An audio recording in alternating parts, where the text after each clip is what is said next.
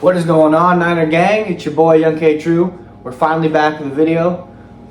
As a Niners fan, you know, last season, obviously getting blown out by Seattle and then having them win a Super Bowl in our stadium, not the result I wanted, but honestly, with all we went through, I mean, expectations were met, I think. I wanted the Super Bowl, obviously, but I feel like with what we went through, to make it to the divisional round, beat the defending Super Bowl champs in the wild card round, win high shootout games with the Bears, Purdy having those back-to-back 5-touchdown games against the Colts and then the Bears.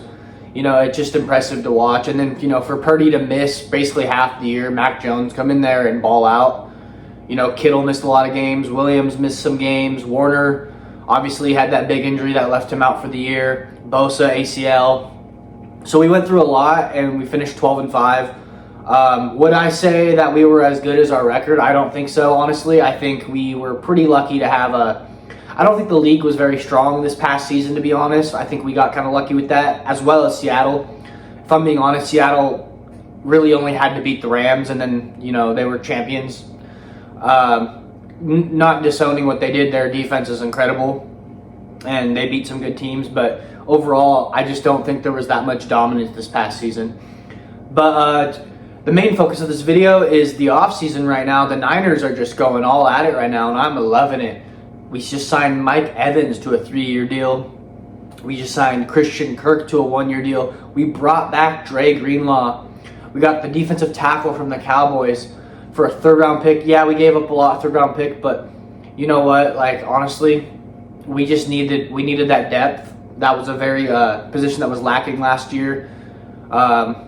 There's talks of maybe we're going to look into Joey Bosa, get the Bosa brothers together. I would like it if we can do it for cheap. I don't want to spend a lot of money on him. He's getting up there. But we need pass rush, and I know Mikael Williams will be back, but he's unproven at this point. So, you know, when you only really have Bosa as your proven guy on the edge, it's like we definitely need to probably do something there. But yeah, I'm excited for this coming draft. I'm so ecstatic about these moves, though. You know, Mike Evans, nothing against, you know, Brandon Ayuk's play in like 2022, 2023. You know, he was a good number 1 receiver, I think, but he just wasn't a top, you know, 10 to 5 number 1, I feel like. I feel like Mike Evans is that top 10 to 5 guy, even though he's 33 years old. For one, he's going to be a huge red zone threat. 2, he's just that guy that, like, you know, maybe he's not going to be the best, like, yards after the catch guy, but he's a guy that if you throw it up, he can get it. You know, he'll take the. It's a guy we could take the top off of. You know, these other guys like Ayuk, Debo, definitely more known for, you know, trying to get open, get yards after the catch. This is a guy that, you know, possession receiver, can go up and get it. I like it. And then we got Christian Kirk, who, you know, he could take the top off of defense, but he's also very good after the catch. You know, he didn't play a lot for Houston last year, but when he did, he was very good. He is one of the main reasons they beat the Steelers in the wild card round. He had a great postseason. He's always been a good veteran receiver. He was good with Arizona, and he was pretty good with Houston last year. So ecstatic about that pickup. You know, it seems to me that John Lynch is definitely noticing that if we can get the divisional round with what we went through last year, then we're like this close to being there. I'm definitely intrigued to see if Jawan Jennings could come back. I mean, after signing Christian Kirk, you'd think not, but no one's really offering Jawan what he wants. So I'm kind of curious if it's kind of something where he just might come back to what he's familiar with for cheaper. We'll have to see on that. I would love to keep him. He was our best touchdown threat, great red zone target. Obviously, he's not a true number 1, though, and so we had to do something. I'm excited to see Ricky come back next year, but he's just got to stay on the field. He's obviously not very durable at this moment. He's missed so many games, you know, so we need him to get back and stay healthy and be the guy that I think we know he can be. When he was playing last year, he looked like a star receiver in my eyes. So I'm very excited to see Ricky back on the field. I'm also very curious to see how this Trent Williams situation will play out. I know we've picked up a couple offensive linemen, one being a tackle from New England. But I feel like even though he's up there, it'd be nice to keep him. You know, we have a pretty old team, but we also have enough young guys to, you know, keep it fresh. But I want to keep Trent. Obviously he's like one of the best players on our offense. One of the, probably the best left tackle in the game right now. Obviously he's a guy you'd like to keep. He'll help you so much out in the run game, especially. So hopefully they can work that out. But he's also got to realize that we're trying to build a roster and we need to be a little cheaper. And if he wants to get a Super Bowl, which I think right now, his best bet would be with the Niners. Unless he were to go to a team like the Rams or the Seahawks or the Chiefs or something, or the Bills, but in all reality, his best shot at getting there is with us, I feel like, and so he's got to make that decision this late in his career. If he wants to get that ring, I think he's got to kind of humble himself a little bit here and take the high road. But we'll see how that plays out. But, looking into next year, it's really just all about staying healthy. I said it about Ricky, but it's not just him. We're going to have, hopefully, Kittle. I don't know when he'll be back, but he's looking on track to be back for a good majority of next year. I'd love to have him back by week 1, but knowing Shanahan, I feel like he'll definitely miss at least the first game. I don't know. Maybe I'm wrong. Well, Purdy, if Purdy gets hurt again this year, there's going to have to be this Jimmy Garoppolo talk of made of glass because, Jimmy was hurt every year, and Purdy's a lot better than Jimmy. Don't get me wrong. Purdy's a top 10 quarterback in my eyes.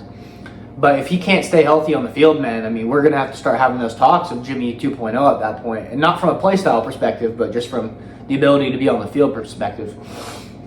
Obviously, guys like Trent, if we do stay, he's another guy that's like, if you do pay him, you got to hope he stays on the field. He misses a lot of games as well. Bosa, super injury prone as well. Got to stay on the field. We need your ACLs to stay intact here, buddy. Warner, not worried about, that was like his first severe injury, I'm pretty sure. So, Greenlaw picked him up. He has injury issues, so I'm hoping that picking him up for this 1 year, he can stay healthy all year. Please, for the love of God.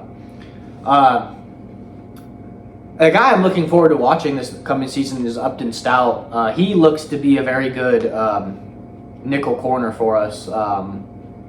Can tackle very well, can hit very well, and he made a lot of crucial plays, especially against the Cardinals. On a third down, if we didn't stop them, we weren't going to get the ball back and try to win the game. And on third down, it looked like the receiver had a catch, and he totally knocked that ball out. He had a nice tip on Sam Darnold when Sam Darnold was going deep to Jackson Smith and Jigba. He has great tackles on Kenneth Walker. He's a hard hitter. He's all over the place. He's a guy that I think will be a superstar in this league, and I'm very excited about Upton Stout. But yeah, I'm hoping these jerseys I'm wearing aren't no bad luck. When we wore them against Seattle, it wasn't so good. So they're fresh, they're clean. I got the Warner one, repping the best linebacker in the game. You already know.